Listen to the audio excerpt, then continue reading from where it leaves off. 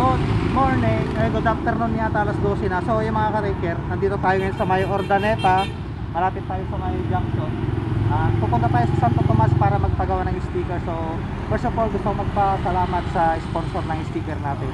Papagawa tayo ng ilang piraso lang. So kita-kits sa daan mga ka-raker, let's go. Iyan o. So nandito tayo sa may junction ng Ordaneta 168 mga ka-taker.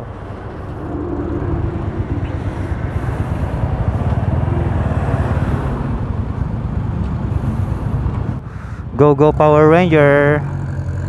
Let's go. So yun nga, may nag-sponsor ng mga ka-taker.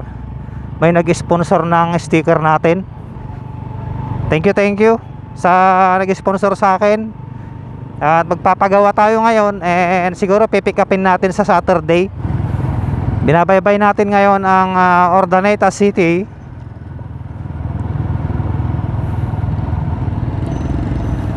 Shout out kay Ate Nora tsaka Kuya Rafi dyan sa may Spain. Hello ate, magandang araw sa inyo.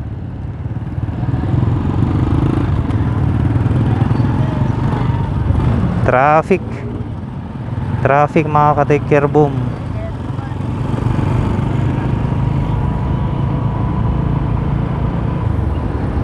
Shout out Ordaneta City. Magandang umaga po sa inyong lahat. Magandang tanghali, anong oras na ba? Natay tayo Ordaneta, mga ka-take care, boom. Thanks SM City, Ordaneta Central.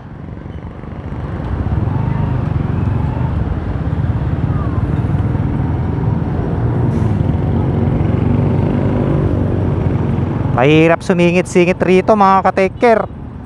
Baka biglang may masagi ka. Kaya dapat dito slow down ka lang, tapos alerto yung mata mo.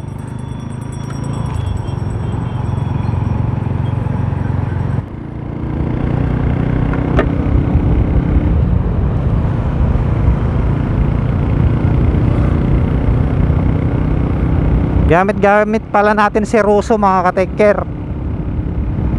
At baka magamit natin siya ulit sa April 20 papuntang Dingalan. Kasama natin sila Insan Elizabeth tsaka Bayao June, La Cambra. Bibihira lang tayo dumaan dito sa Ordaneta mga ka-taker kapag may biyahe lang. Sa kanan natin papunta namang kanyan Dagupan bypass. Napaka-importante po ng headlight or park light mga ka-taker kahit daytime. Dahil isa yan sa safety precaution sa pagmumotor. Lalo na maliit lang ang motor mo. Kaya kung mapapansin nyo mga ka-taker, yung mga big bikes, yung mga adventure bikes, marami silang auxiliary lights dahil malalaki yung katawan nila. Kahit maliit yung motor mo, kailangan pa rin naka-auxiliary ka or may additional lights ka kahit daytime, para nang sa ganun makita ka ng mga malalaking sasakyan. So i-check natin baka may naghaharang. Check natin baka may naghaharang. May hirap na chong. Diretso na ako sa Santo Tomas mga ka-take care para magpagawa ng sticker. So shout out kay Idol Alfredo Flores na gumawa ng ating logo. Kaya napapansin nyo sa harap mga ka-take care, kitang kita yung kulay yellow light.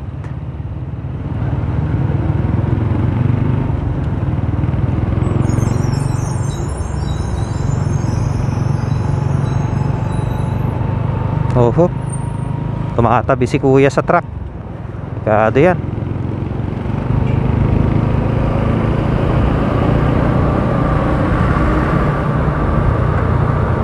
Timing lang ang kailangan sa kalsada mga ka-take care. Timing. Let's go.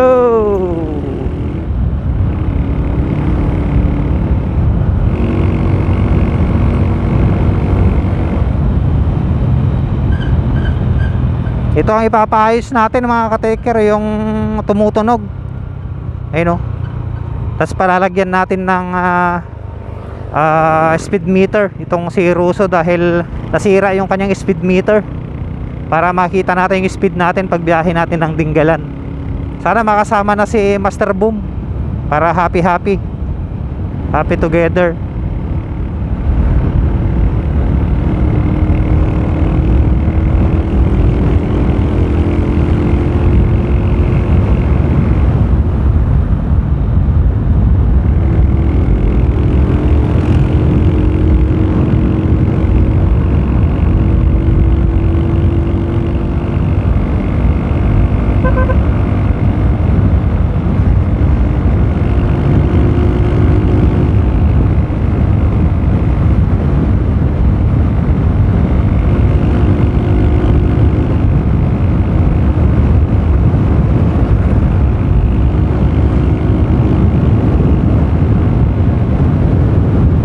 So happy together, you and me.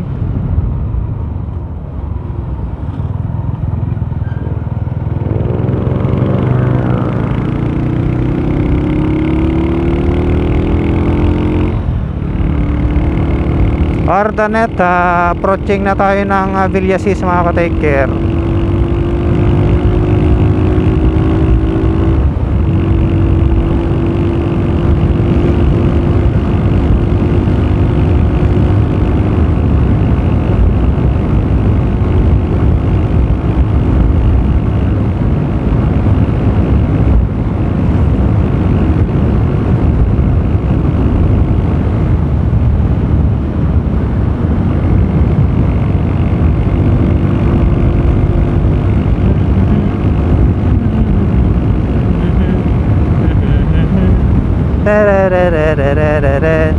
So happy together.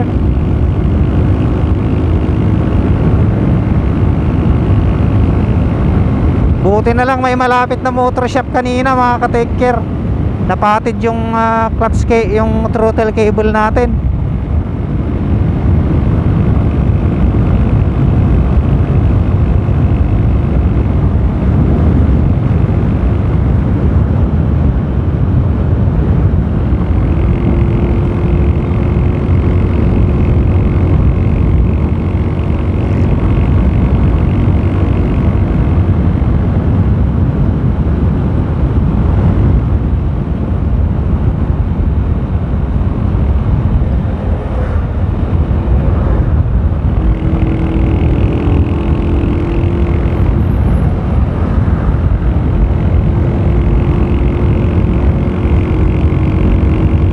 You and me, na na na na na na na na. They have to be na na na na na na na na na na na. So happy together.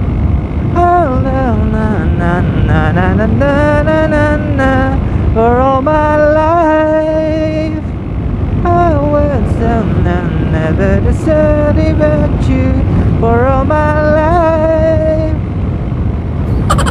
Gumagawa sila ng mga building dito mga ka-taker. Iyan o.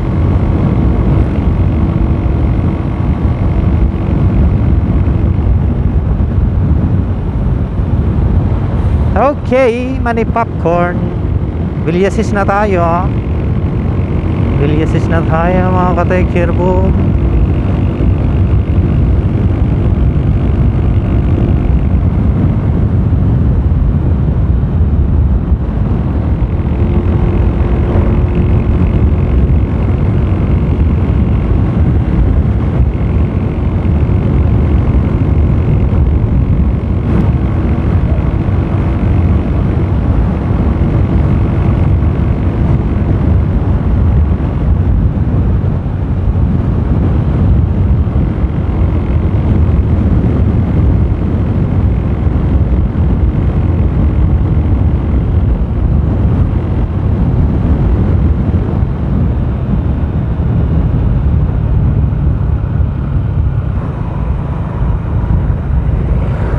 Yan o.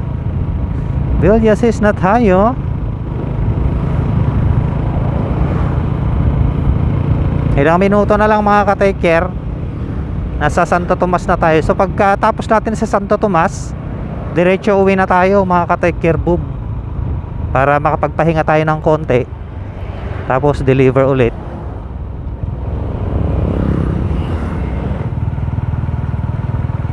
Villasis.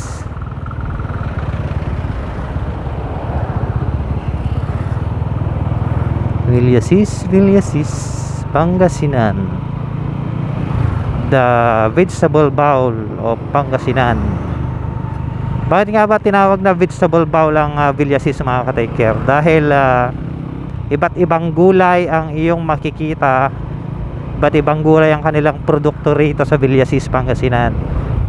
And ang pinaka main